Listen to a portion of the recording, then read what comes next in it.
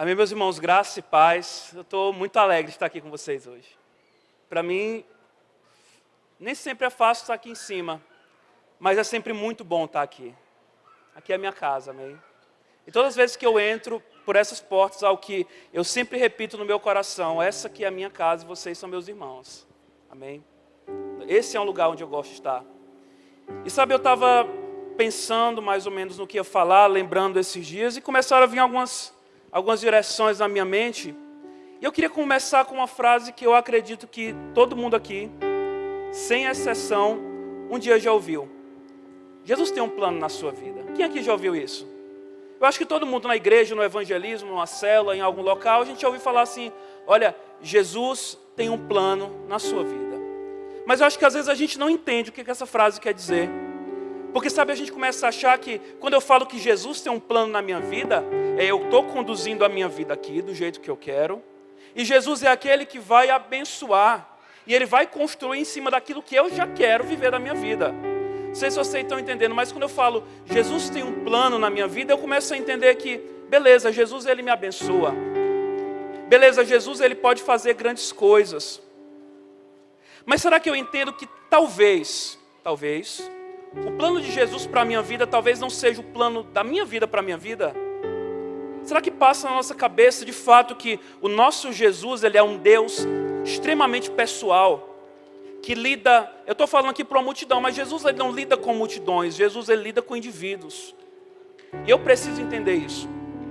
Sabe, porque quando eu lembro lá do livro de, quando Salomão falando, lá nos seus provérbios, Salomão falando lá em Eclesiastes, ele tem uma frase muito emblemática, que ele observa a vida e fala assim: aparentemente, essa vida aqui é correr atrás do vento. E sabe, muitas vezes a gente está nessa situação, correndo atrás de algo, porque a gente está sempre correndo atrás de algo, sim ou não? A gente está sempre perseguindo algo, e nós sempre estabelecemos meta para a nossa vida, e eu quero que você entenda que isso não é errado. Mas sabe, eu quero que a gente caminhe entendendo que há um lugar de descanso na presença do Senhor, que é quando a gente está alinhado com aquilo que Ele nos chamou para ser. Desde já acredite, Jesus lhe chamou para algo. Jesus tem um plano na sua vida, e eu não quero dizer que Ele só pode lhe abençoar, mas que Ele de fato tem um plano para a sua vida. Porque sabe, enquanto eu não entender e meu coração não descansar no propósito de Jesus para a minha vida, eu vou estar vivendo de metas em metas. E eu não sei se aconteceu com vocês algo assim: olha, eu tenho uma meta muito grande para a minha vida. E quando eu chego lá, eu me pergunto: e daí? E eu vou procurar outra meta, porque aquela outra meta vai me fazer feliz. Não, mas eu preciso só de mais alguma coisa para me fazer feliz. Mas entenda, enquanto o nosso coração não descansar no centro da vontade de Jesus, eu não vou viver em paz. E o título dessa ministração, se você quiser algum título para ela, seria o peso do sucesso. Nós falamos muito o que é sucesso hoje em dia. E para alguns de nós o sucesso tem sido acumular coisas ou buscar títulos. Mas eu quero que você entenda que a Bíblia fala de um sucesso verdadeiro. E nós vamos entender ele essa noite, amém? E para isso eu lhe convido a abrir a sua Bíblia lá no livro o Evangelho do Senhor Jesus, segundo Lucas, no capítulo 16. E que através de uma história simples, uma história do cotidiano, você com muita coragem entenda qual é o propósito que Jesus lhe trouxe aqui essa noite, amém? Em Lucas 16, a partir do verso 19, como está aí projetado, conta uma das parábolas bem conhecidas da Bíblia. Aqui na NVI, como está no telão, fala assim: que havia um homem rico, que se vestia de púrpura e de linho fino, e que vivia no luxo todos os dias. Diante do seu portão fora deixado um mendigo chamado Lázaro, coberto de chagas. Este ansiava comer do que caía da mesa do rico, e até os cães vinham lhe lamber as feridas. Chegou o dia em que o mendigo morreu, e os anjos o levaram para junto de Abraão. O rico também morreu e foi sepultado. No Hades, onde estava sendo atormentado, ele olhou para cima e viu Abraão de longe, com Lázaro ao seu lado. Então chamou: Pai Abraão, tem misericórdia de mim e manda que Lázaro molhe a ponta do dedo na água e refresque a minha língua, porque estou sofrendo muito nesse fogo. Mas Abraão respondeu: Filho, Lembre-se que durante a sua vida você recebeu coisas boas, enquanto que Lázaro recebeu coisas más. Agora, porém, ele está sendo consolado aqui e você está em sofrimento. E além disso, entre você e nós há um grande abismo, de forma que os que desejam passar do nosso lado para o seu, ou do seu lado para o nosso, não conseguem. Ele respondeu: então eu te suplico, pai, manda Lázaro ir à casa do meu pai, pois tenho 5 irmãos. Deixa que ele os avise, a fim de que eles não venham também para este lugar de tormento. Abraão respondeu: eles têm Moisés e os profetas, que os ouçam. Não, pai Abraão, disse ele, mas se alguém dentre os mortos fosse até ele, eles se arrependeriam. Abraão respondeu: se não ouvem a Moisés e aos profetas, tampouco se deixarão convencer, ainda que ressuscite alguém dentre os mortos. Vamos orar mais um pouco? Feche seus olhos, ore por você nessa hora. Senhor, que o propósito do teu coração seja cumprido nessa noite. Nos dá coragem, Senhor. Coragem para entender a tua voz e dizer sim para ti. Te louvo, eu te amo, Senhor. Em nome de Jesus. Amém. Amém, meus queridos irmãos. Em cima dessa parábola, eu quero falar para vocês algo fundamental da nossa vida que a gente precisa entender. O que é sucesso? Você já se perguntou isso? O que é sucesso? Como eu tenho vivido a minha vida? A gente às vezes não gosta dessas perguntas espinhosas, né? A gente às vezes não gosta de fazer algumas perguntas importantes. Parar para pensar, o que eu tenho feito da minha vida? O que Jesus já me falou um dia? Será que a vida que eu tenho vivido é o que realmente há para viver? Porque, meus irmãos, há algumas questões últimas da nossa vida que elas são fundamentais.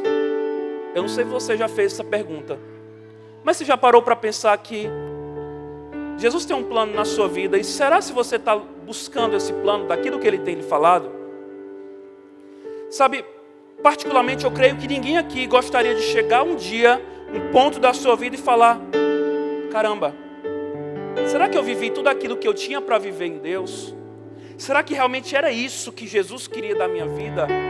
Olhar para trás e ver que você tanto caminhou, mas que talvez não tenha sido bem isso que Jesus queria para a sua vida. Sabe, nós precisamos entender o modo que nós temos vivendo. Eu lhe convido a olhar para essa parábola. Uma história simples, uma história de comparações do dia a dia, assim como Jesus sempre ensinou. Uma história de vida e morte, uma história de 2 pessoas comuns, mas que tiveram um destino bem diferente. E essa história eu consigo comparar ela como um drama em 2 atos. Primeiro mostra lá o rico e o mendigo vivos. E no segundo momento, o rico e o mendigo mortos. Analise sua vida a partir disso. Porque, meus irmãos, todos nós corremos com nossa vida, amém? Todos nós temos coisas a fazer, é uma realidade do nosso tempo. Por isso que eu creio que se Jesus escrevesse essa parábola hoje, Ele teria usado situações do nosso cotidiano para nos ensinar. Redes sociais, estresse, correria, coisas para fazer, nós sempre temos algo para fazer. A gente está sempre correndo atrás de algo. Mas, irmãos, eu quero que você comece a olhar para a sua vida e perguntar: Jesus, será que a vida que eu tenho vivido, hein, Guilherme? Será que a vida que eu tenho vivido, de fato, glorifica o teu nome? Porque para alguns de nós, e eu acho que a maioria de nós, a nossa vida se tornado uma sucessão de malas. A gente começa a caminhar com Deus e fala: olha Deus, eu tenho os meus projetos, eu tenho os meus planos aqui, eu tenho minhas vontades, está tudo aqui, Deus. Mas sabe, eu acho, Deus, que quando eu tiver aquele título, aí sim eu vou ser feliz. Mas sabe, Deus, quando eu conquistar o meu varão, aí sim eu vou ser feliz. E a gente está sempre buscando malas maiores, porque chega um momento que essa mala não serve mais. E a gente vai precisar, sabe, de outra mala, porque essa aqui já está pequena.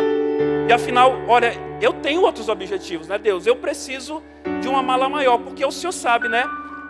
Agora, eu formei, eu tenho que comprar um carro agora. Porque eu sei que quando eu tiver esse carro, aí sim eu vou ser feliz. Aí sim eu vou conseguir glorificar o Senhor de um modo pleno. Chega um momento, mas falo: não, Deus, eu preciso de outra. Porque dessa vez, Deus, vai dar certo. Deus, agora o Senhor acredita em mim porque agora vai. Na verdade eu preciso de uma mala maior, porque o Senhor sabe, né? Não é bom assim que eu não tenha filho, eu preciso ter um filho, porque aí sim eu vou ser feliz. Aí sim eu vou entender que o Senhor está me abençoando, porque Deus só sabe, eu preciso de provas que o Senhor me ama. E enquanto o Senhor não me der, eu não posso ser feliz. Eu não sei vocês, mas eu já vivi muito isso. E às vezes a nossa vida começa assim. Você está lá solteiro, andando com o Senhor, e as pessoas falam, olha, coitado, está solteiro ainda, não casou. Coitado. Você vai lá, ora ao Senhor, busca em Deus, e aparece aquela varoa, aquele varão, e fala assim, glória a Deus. Mas alguém vai chegar e falar assim, ué, coitado, mas não casou ainda, o que está acontecendo? Você precisa casar. E você vai lá, família abençoa, Deus abre portas e dá certo. Mas chega alguém e fala assim, ué, coitado, mas não tem um filho ainda? Olha, cuidado, se você não tem filho, você está em maldição. E você vai lá, se organiza, se esquematiza, economiza, investe e tem um filho. Mas chega alguém e fala, olha, eu ouvi dizer que a família na verdade só começa com 2 filhos. Você precisa. Porque quer saber de uma coisa, irmãos? A gente está sempre devendo algo para alguém. Uma satisfação, um desejo, uma vontade, a gente está sempre devendo. Outra coisa, nossa vida acadêmica. Você estuda, agora eu vou entrar numa faculdade. E nós sabemos, né, que uma faculdade boa exige um bom vestibular. E talvez você vai concorrer com centenas, se não com milhares de pessoas. E a gente é condicionado a sempre estar buscando isso. Deus vai abençoar o meu plano. Não, Deus, não, mas eu já vou para a igreja, eu vou até para a célula. Então Deus vai abençoar o meu plano. E sabe, a gente às vezes passa a vida nessa sucessão de planos e mais planos. E quando a gente vê, a vida está passando. Tinha 20, hoje tem 30. E a gente às vezes gosta de ser como o Renato Russo cantava. Nós temos todo o tempo do mundo, afinal nós somos tão jovens ainda. Nós temos sempre, vamos ter tempo. E a vida vai passando. E chega um ponto onde se eu não vigiar, a minha identidade começa a ser isso aqui. Aquilo que eu fiz, aquilo que eu conquistei, tudo aquilo que o meu coração lutou tanto, afinal eu mereci, porque eu lutei. Afinal eu mereci, porque eu cheguei aonde eu queria chegar. E na verdade, Márcio, o sucesso é eu ter. Sabe, eu estava lembrando da frase de um dos grandes homens de Deus que revolucionou esse mundo, C.S. Lewis. E ele fala assim que um dia, só vão restar 2 tipos de pessoa. Aquelas que olham para o Senhor e falam, Deus, faz a tua vontade. E aquelas que um dia Deus vai dizer no final, faça-se a tua vontade. Porque, meus irmãos, todos nós temos planos e o meu problema não é isso.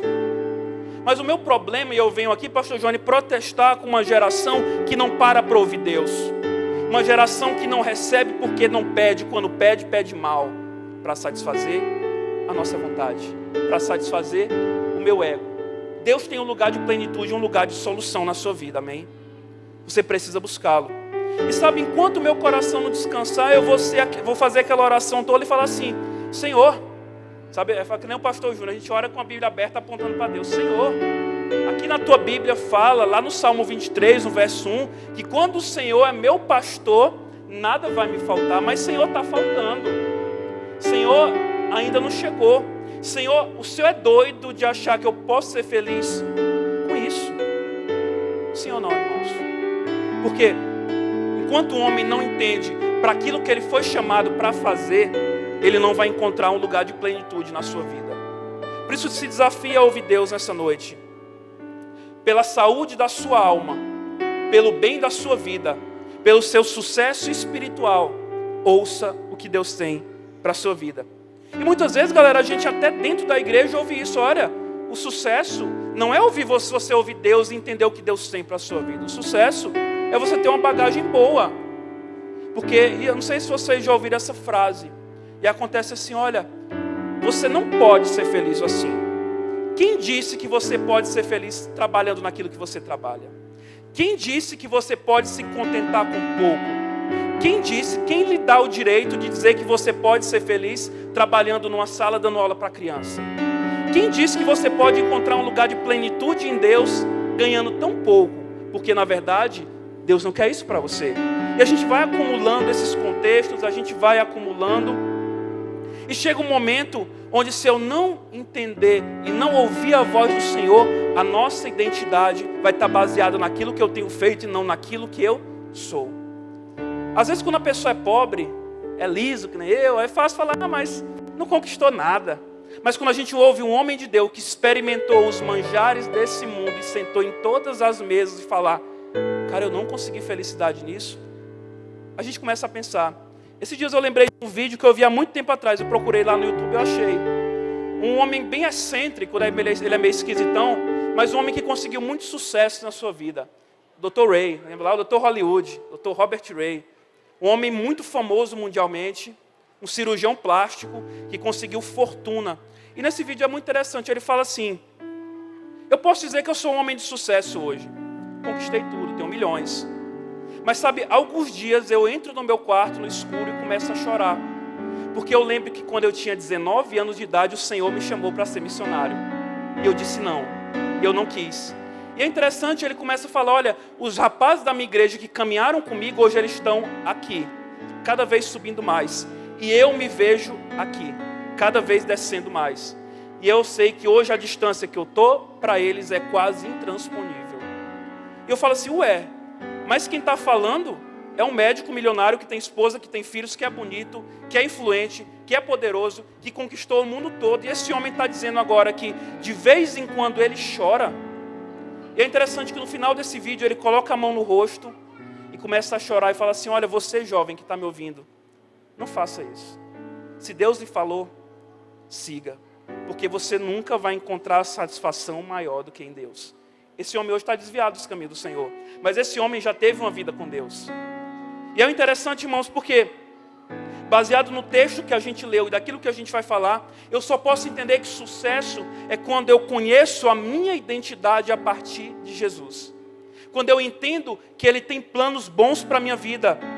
E voltando ao texto, irmãos, a gente não pode sair do texto, mas tem que voltar para ele, né? Voltando aqui para o texto, Jesus, que é o nosso mestre por excelência, Ele usa a realidade de duas pessoas. É interessante como Jesus, Ele descreve essas duas pessoas em termos muito parecidos, só que contrários. Essa parábola tem dois grandes personagens. O primeiro é um homem. E a condição que Deus diz que ele vive é que ele é rico. A condição que ele vive é rico.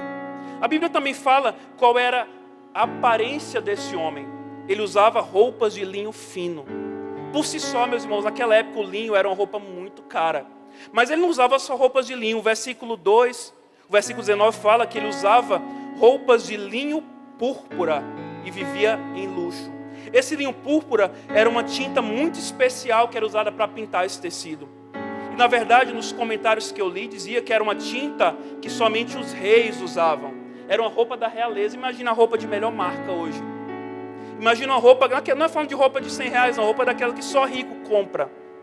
Era pouco comparado a esse homem. Ele usava roupas reais. Mas a terceira coisa que a Bíblia fala desse homem era a rotina dele. Que ele passava os dias em banquetes e no luxo. E a Bíblia diz mais que ele passava assim todos os dias da sua vida.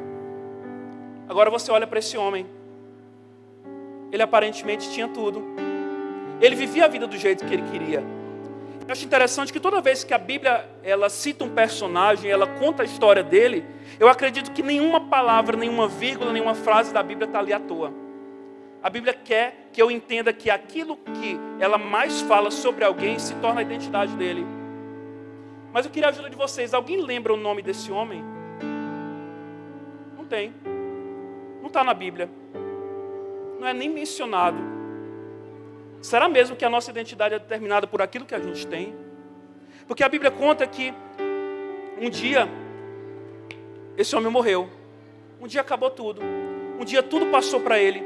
Seu nome não é mencionado, a história dele não é mencionada. A Bíblia relata, é como se Jesus estivesse falando que há um homem cuja identidade dele era rico. O nome dele era rico.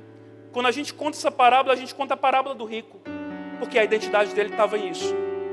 Mas agora a Bíblia também fala de outro homem nessa parábola, que ele estava totalmente do lado oposto. E novamente a Bíblia cita 3 características: condição, aparência e rotina. A condição é que ele era um mendigo, um homem miserável, um homem que vivia à porta, mendigando, recebendo algo. A aparência, a Bíblia diz que ele era um homem que tinha o corpo coberto de chagas. Era um homem coberto de tumores e feridas. E eu também entendo pela leitura desse texto que esse homem provavelmente ele era paralítico, ele era deficiente. Porque o texto conta que esse homem ele era colocado todos os dias na porta da casa do homem rico. E a rotina dele era esperando que talvez ele conseguisse, através de alguma migalha, satisfazer seu estômago. Então a Bíblia fala que era um homem mendigo, um homem chagado, um homem deficiente e um homem que passava os dias de sobra em sobra. Mas há algo mais nesse texto. Há algo mais profundo nesse texto. Quem aqui pode me ajudar a lembrar o nome desse homem? O nome dele era Lázaro. E sabe, quando eu li esse texto, veio assim algo muito forte no meu coração e me emocionei muito, porque esse homem não tinha nada humanamente. Mas esse nome tinha um homem, Jesus conhecia o nome dele. E sabe, alguns teólogos, alguns pesquisadores até acreditam que talvez esse texto não seja uma parábola. Porque, na verdade, essa é a única parábola da Bíblia onde Jesus cita alguém por nome. Em nenhuma parábola Jesus usa o nome de alguém, mas aqui ele usa.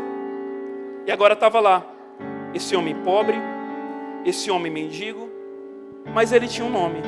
Jesus sabia o nome dele. E você sabe o que significa a palavra Lázaro, o nome Lázaro? Do original, lá no grego, a palavra é Eleazar. E a junção de 2 palavras, El, Deus, Ezer, ajudou. Lázaro significa literalmente aquele homem que foi socorrido por Deus. Socorrido por Deus, ajudado por Deus, auxiliado em Deus. Então, tem algo mais profundo aqui. Não se tratava somente de um mendigo, mas de um homem que tinha uma identidade.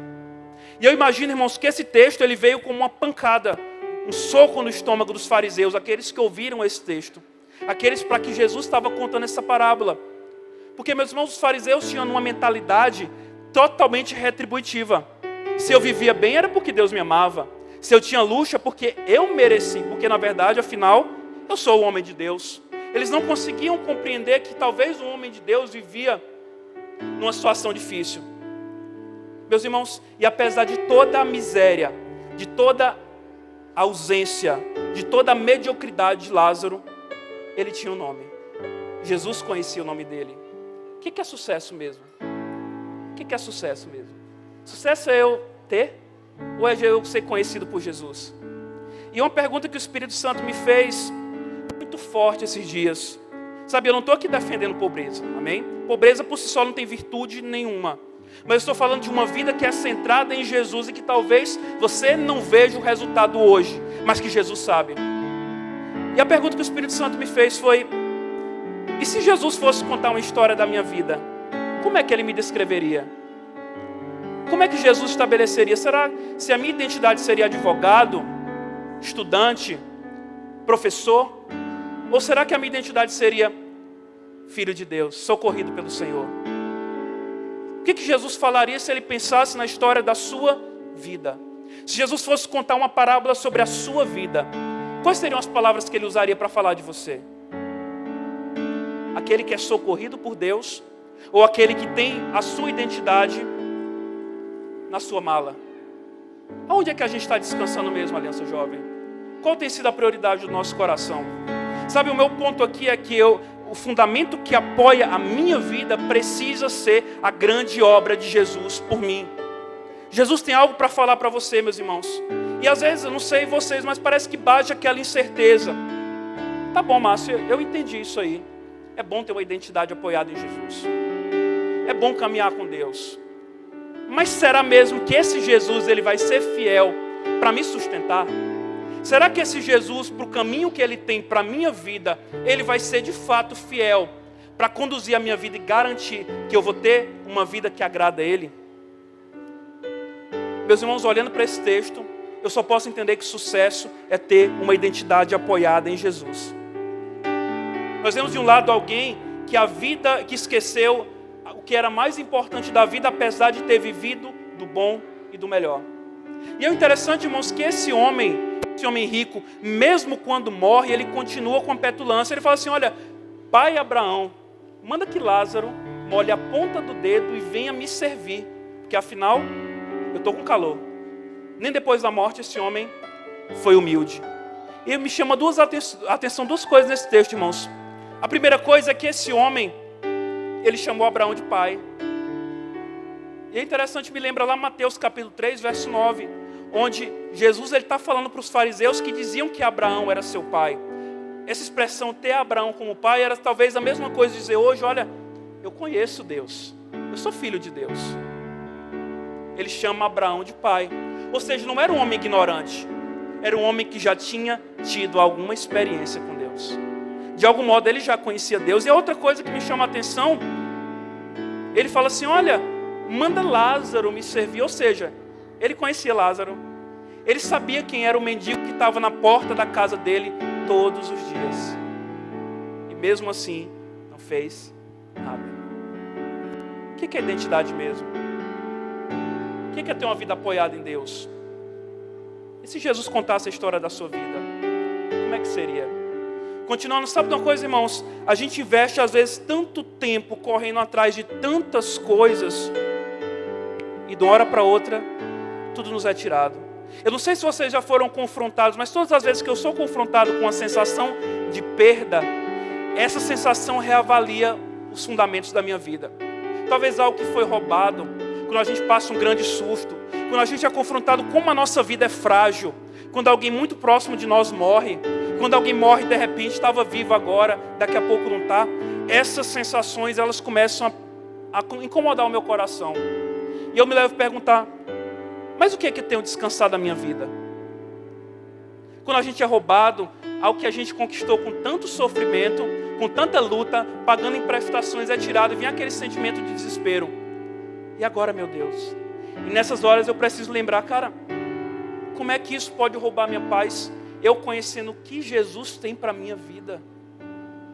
A nossa vida é frágil, irmãos. Sabe, e quando eu e você começarmos a olhar para o céu, eu creio que essa vida aqui vai começar a fazer mais sentido. A gente insiste tanto em olhar, conquistar, planejar, e não que isso seja ruim, irmãos. Mas muitas vezes a gente esquece de olhar para o alto e de perguntar, Senhor, é isso mesmo? E talvez eu esteja falando, irmãos, para pessoas que um dia ouviram a voz do Senhor. Lembre dos sonhos que você tinha em Deus. Por que isso apagou? Eu lembro de uma pergunta que o pastor Ricardo me fez, assim que ele começou a entender que tinha um chamado sobre a nossa vida. Um dia ele me chamou, meu filho, vem aqui. Tu está pronto para viver com pouco? Tu está pronto para ser pobre? Eu falei, pastor, eu estou acostumado já com 20 e tantos anos sendo pobre, mas ele perguntou assim, pastor, Márcio, tu entende que o caminho que tu está vivendo é um caminho muito mais de renúncia do que um caminho de conquistar? Eu falei, pastor, eu sei. E o pastor Ricardo sabe tantas e tantas vezes que no gabinete com ele eu chorei. Eu falei, pastor, eu não quero isso ser negócio de pastor não para a minha vida. Eu quero ganhar dinheiro. Eu quero fazer concurso. Porque o senhor sabe, né? O homem, eu tenho minhas coisas. Mas eu falava, pastor, não dá. Pastor, não dá. Eu sei que eu não seria feliz. Eu sei que eu não conseguiria ter a mesma alegria que eu tenho hoje. Meus irmãos, reavalie a sua vida pela obra que o Senhor tem para ela. Nós precisamos firmar nas grandes obras de Jesus e crer que de verdade Ele é fiel e poderoso para nos sustentar todos os dias. Sabe, talvez não seja mais fácil, mas vale a pena. Eu não trocaria a vida que eu vivo hoje. Talvez eu pediria para Deus, dá mais um pouquinho só. Deus, aumenta só um pouquinho o salário, mas eu não trocaria a vida que eu tenho hoje. Eu não trocaria a vida que eu levo hoje. Porque nada compra o lugar de alinhamento da vontade do Senhor. E eu lhe desafio, jovem, aquela palavra, Natália, que tu falou tem tudo a ver. Nós precisamos ser uma geração que tem coragem. Nós precisamos ser uma geração que tem coragem. E sabe, quando eu firmo a minha identidade no Senhor, as pequenas coisas dessa vida já não têm o poder de nos afetar. Um termômetro para saber o quanto do Senhor eu tenho na minha vida e quanto em Jesus eu descanso é quando algo é tirado. Será que nós vamos continuar a ser como crianças mimadas que falam assim, olha Senhor, eu estou te servindo e o Senhor me dá isso? Quem disse que a gente merece algo, irmãos? Quem disse que a gente merece algo do Senhor? será que a salvação, de verdade, ela não basta? Será que os planos de Jesus para a nossa vida deixaram de nos maravilhar em algum momento? Será que pelos prazeres desse mundo, a gente deixou de sonhar em Deus? Sabe, e eu garanto para vocês, não é praga de pastor não, que se a nossa identidade não tiver em Jesus, tenha certeza que ela vai estar em alguma outra coisa. E nesse caminho você vai se cansar, nesse caminho você vai se frustrar, nesse caminho você vai abusar e ser abusado por algumas pessoas e por coisas desse mundo. Por isso eu quero dizer para você, jovem, é possível. É possível você ouvir a voz de Deus e caminhar em satisfação para aquilo que Ele tem lhe falado. É possível você conhecer Deus e viver as maiores aventuras dele da sua vida, mesmo talvez não tendo tanto. Se Deus te chamou para algo, creia. O que é sucesso mesmo? Será que o peso da minha vida está naquilo que eu conquistei? Será que quando eu digo quem eu sou, a minha primeira identidade, a minha profissão, os meus títulos, quanto eu tenho na conta, o carro que eu dirijo, os lugares que eu frequento, as roupas que eu uso? Ou será que eu posso até ter tudo isso? Isso não é errado, é bom, eu gosto. É bom, é bom. Mas será que quando eu olho para Jesus eu falo, Jesus, meu nome é teu filho. Eu sou filho de Deus. E eu não quero outra identidade para mim. Continuando, irmãos. Eu lembro que a gente estava falando esses dias, né, pastor Johnny, sobre como a nossa geração gosta de coisas profundas, complexas, né? A gente gosta não do básico, não do simples. Nós somos uma geração que gostamos de pular e nos comemorar em eventos, nas resenhas, mas numa reunião de oração a gente não consegue ir, porque na verdade, qual é o atrativo daquilo? Nós somos uma geração que enche um tempo para uma conferência, mas não conseguimos ir numa reunião de oração. Nós somos um povo que gosta de ajuntamentos, mas nós não conseguimos parar 20 minutos todo dia e ler a Bíblia. Sabe, nós gostamos de coisas profundas. Vocês perceberam que na nossa vida como igreja, vira e mexe tem uma coisa diferente chegando, né? Eu lembro que um tempo atrás era o negócio da teologia da prosperidade. Venha para o Senhor, Ele vai lhe dar tudo. Isso meio que passou, né? Agora é a teologia do coach, né? Os coaches de igreja, venha para cá, eu vou lhe ensinar a ser um grande pastor. Tem coach aí que nunca liderou uma célula, quer ensinar pastor como é que pastoreia a igreja. Eu não entendo. Mas nós gostamos de coisa profunda. Nós gostamos dos mistérios. Sabe, o meu foco nesse texto não é entender o negócio de céu e inferno, como é que vai ser. Porque, meus irmãos, um dia você vai estar lá, em um lugar ou outro você vai estar. É inevitável. Mas o foco desse texto é Jesus nos chamando para nos alinhar numa coisa simples. Ouça Jesus. Faça a sua vida valer a pena. Ou como Jesus escreve lá em João 6:27, trabalhai não pela comida que perece, mas pela comida que permanece, pela vida eterna, a qual o Filho do Homem vos dará. Esse é o nosso foco, é conhecer Jesus. Sabe, é por isso que nós precisamos a cada dia lutar por simplicidade. Eu tenho um grande problema que nós somos uma geração que sabe um pouquinho de tudo, mas que não é profunda em praticamente nada. Nós queremos conhecer os mistérios da palavra, mas muitas vezes nós não conseguimos nem ter vida de oração. Sabe, Jesus, Ele quer direcionar a sua vida. Quem disse que você não pode ser feliz com aquilo que Jesus mandou para ser? Se Jesus um dia falou com você, tenha coragem. Quem disse que eu preciso de tudo isso para ser feliz? Sabe, essa lição de Jesus, irmãos, é atemporal. Decida viver por um propósito. Quem vive por um propósito, vive de propósito. Se Jesus lhe falou, tenha coragem para seguir. Porque eu peço para você, irmãos, pelo menos por um tempo, pelo menos nessa noite, tente tirar da sua mente aquilo que você foi condicionado a entender que é sucesso.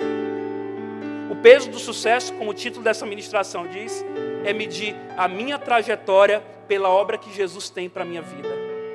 Isso é sucesso. Seja dentro de um banco, seja numa sala de aula, seja num gabinete pastoral, seja atendendo uma loja, seja lavando um carro na rua, seja entregando um panfleto na calçada, seja pregando em cima do banco de praça. O meu sucesso é Deus. Amém. E nós precisamos de coragem. Coragem para entender que entre o caminho que Deus tem para a minha vida e a realização desse caminho há uma coisa chamada de processo. O reino de Deus, irmãos, não é feito de intenções. O reino de Deus é feito de atitudes. E nós nunca vamos conseguir caminhar enquanto a nossa vida for de intenção em intenção. Um dia eu volto. Um dia, se Deus quiser, Deus vai me fazer um pastor. Porque Ele falou um dia. Meus irmãos, a pergunta não é o que Deus falou, mas o que Ele falou. Você está pelo menos caminhando em cima disso hoje? Porque eu creio aquilo que o nosso pastor, o pastor Leonardo, fala. Uma palavra muda tudo. Uma palavra muda tudo. Uma palavra muda um destino. Nós somos uma geração que sabe muito. Mas uma geração que diante de tudo que sabe ainda obedece pouco. Eu me maravilho quando eu lembro do exemplo de Abraão. Abraão, sai da tua terra e da tua parentela para um lugar que eu vou lhe mostrar. E eu farei de ti uma grande nação. Deus mandou Abraão sair. Deus não disse para onde. Deus falou, Abraão, sai. Tu vai chegar num lugar. E quando tu chegar nesse lugar que tu não sabe qual é o lugar, mas eu sei, eu vou falar contigo. E hoje nós sabemos o final da história, irmãos. Hoje nós conhecemos a Bíblia. Hoje os mistérios não há nada novo debaixo do sol. Não há nenhum mistério que ainda não tenha sido revelado. Nós já conhecemos. Sabe, e eu lhe convido, faça um desafio para você essa noite. Converse com um homem de Deus, com uma mulher de Deus que já encontrou o seu propósito. Eu lhe desafio a encontrar alguém mais alegre nesse mundo. Quando eu estou alinhado com o propósito, pode a conta às vezes não bate no final do mês. Às vezes não bate não, mas a alegria está lá. Às vezes o dinheiro não fecha muito bem no final do mês, mas a alegria está ali. A casa talvez não tenha quase nada, mas quando você entra, você fala assim, cara, Deus está aqui. Porque eu tenho aprendido, pastora Carol, que não existe nada mais perigoso nesse mundo do que um homem que entendeu para o que nasceu. Porque esse homem ainda é mais dobrado pelas propostas. Porque quando esse homem ele é tentado, ele entende, olha, eu tenho uma promessa de Deus. Quando esse homem ele é confrontado por um desafio, ele fala, cara, pode não ter nada, mas o meu lugar na mesa está lá. Abraão, Moisés, Davi, todos foram homens que foram confrontados com um propósito muito maior do que eles acreditavam. E quer saber de uma coisa? Hoje Lázaro está lá, sentado na mesa com Jesus. Talvez está fazendo carinho no cabelo de Jesus, sentindo o perfume de Jesus, no nível de intimidade muito maior do que nós podemos até imaginar que é possível viver. Meus irmãos, vale a pena. O homem que entendeu quem é em Deus, não são as dificuldades que vão paralisá-lo. O homem que entendeu o que é em Deus, as conquistas não vão virar mais termômetros. Ele pode até ter, mas no coração dele ele já sacrificou. Ele pode até ter uma mala cheia, mas ele vai falar, Senhor, essa mala é tua. O Senhor me deu, o Senhor tirou. Ela é tua. Sabe como o autor de Hebreus fala lá no capítulo 11? Homens que viveram tendo tudo, mas como se nada possuíssem. Esse é o nosso papel, irmãos. Sabe? E já começando a finalizar aqui. Em nome de Jesus, jovem, eu te peço coragem. Tenha coragem para viver tudo aquilo que Deus tem para a sua vida. E eu lhe pergunto, você sabe para que Deus lhe chamou? Você acredita que um dia Ele lhe chamou? Você acredita que Ele tem planos bons para a sua vida? Eu estou para pintar na parede lá de casa, Jeremias 29:11, eu tenho que lembrar disso todos os dias, porque sou eu que sei os planos que eu tenho a vosso respeito. Sabe, eu estou vontade de pintar, de riscar lá em casa, nas paredes, e falar, olha, Jesus me chamou para um propósito. E vai doer, quem disse que não vai? Quem disse que a gente não vai chorar de vez em quando? Mas é bom. Vale a pena. Por isso eu lhe desafio, jovem, em nome de Jesus. Eu não quero provocar emoção aqui, mas eu quero que você vá para o seu lugar secreto e fale, Deus, pelo teu amor, misericórdia da minha vida, mas me fala o que o Senhor tem. Me fala o que você tem. Me fala qual é o teu propósito para mim, porque eu quero te conhecer. E uma coisa que eu tenho aprendido, sabe, nesses dias, algo que Deus falou muito comigo. Deus nunca vai me cobrar daquilo, com relação àquilo que eu fiz, mas com relação àquilo que Ele me chamou para fazer. Deus não vai analisar a minha vida, por isso que algumas coisas eu não tenho peso nenhum no meu coração. Eu não tenho peso pelo ministério de louvor. Não foi isso para que Deus me chamou para ser. Eu não tenho, a gente até se escandaliza, mas no meu coração não tem peso nenhum pela África. Se for um dia eu quero ir lá fazer turismo, mas no meu coração não tem peso não. Porque eu sei o que Deus me chamou para ser hoje. Porque eu sei o que Deus me convocou para ser hoje. Porque eu lembro do que Ele me fez. Porque eu lembro de onde Ele me tirou. Porque eu lembro da mudança que Ele fez na minha vida. E só o fato de eu estar aqui, irmãos, é prova disso. Por isso, jovem, creia. Tamires, o vídeo está aí no jeito? Queria que você prestasse atenção nesse vídeo rapidinho. Eu creio que Deus quer falar alguma coisa ao seu coração através dele, amém? Question. What are you called to do?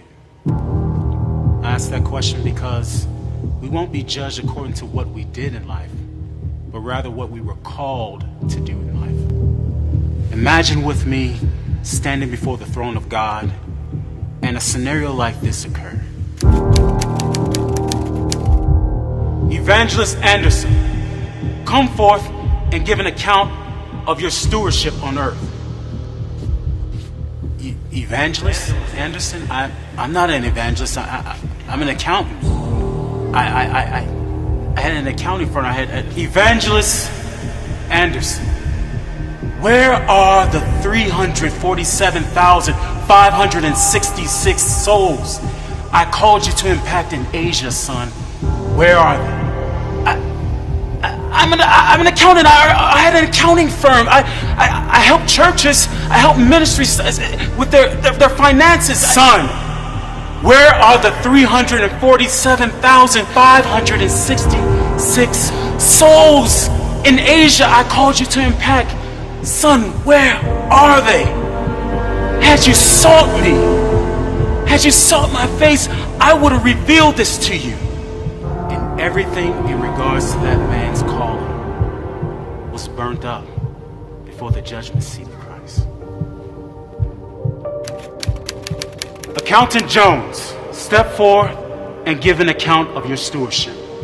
Accountant Jones? No, I pastored for 35 years. I had a membership of 750 people.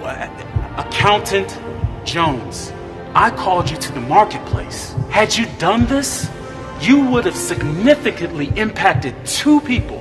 You and those 2 men would have helped churches with their finances, and those churches would have impacted 751,321 souls. If you would have sought me, I would have revealed this to you. And again, in regards to this man's calling, everything he's done in life would be burnt up before the judgment seat of Christ.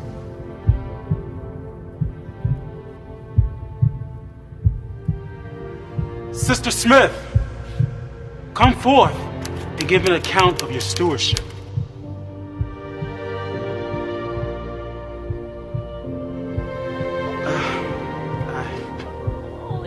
I only raised 3 children. I never preached to nations. I never even been on a missionary trip.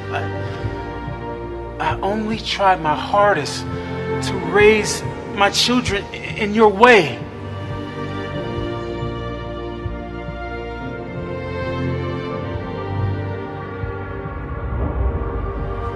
Sister Smith, I never called you to preach to nations.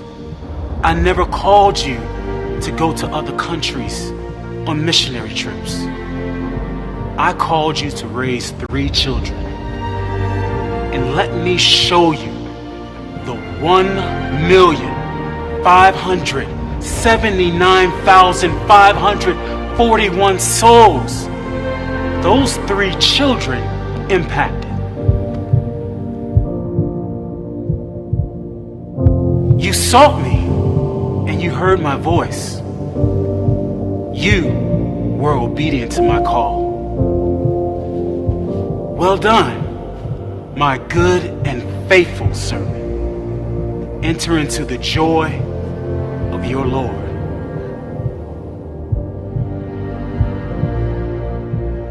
So remember, in regards to the calling that's on your life, you won't be judged according to what you did. You will be judged according to what you were called to do. Amém, glória a Deus. Para acender as luzes. E em cima disso, irmãos, finalizando, Deixa eu compartilhar algo com vocês. Quando uma palavra sai da boca de Jesus e ela entra no meu coração, ela ganha poder. Entenda, Deus lhe chamou para algo. Ouça a voz de Deus. Sabe, muitas vezes Deus não fala, não é porque Ele não quer, é porque nós não ouvimos. É porque nós não simplesmente paramos para ouvir a voz dEle. Talvez eu esteja falando para pessoas que por muito tempo desejaram tantas coisas em Deus. Mas um dia você parou. Um dia aquilo que você tanto sonhou, um dia foi abafado, foi sufocado. Talvez até pelas coisas boas desse mundo. Propostas, faculdades, empregos, relacionamentos. Mas sabe de uma coisa? Em Jesus sempre há tempo para mudar. Enquanto houver vida, há esperança. Entenda que Jesus, Ele não lhe chamou para simplesmente fazer coisas para Ele. Ele lhe chamou porque Ele tem um plano na sua vida. E esse plano não se trata de eu pegar minha vida e caminhar do jeito que eu quero. E Jesus, Ele vai colocando as bênçãos sobre as minhas costas. Mas que muitas vezes eu preciso parar, olhar para trás, avaliar aquilo que eu tenho feito e talvez dar meia volta e caminhar em outro propósito. Deus tem algo para trabalhar com você nessa noite. Eu lhe convido a ficar de pé.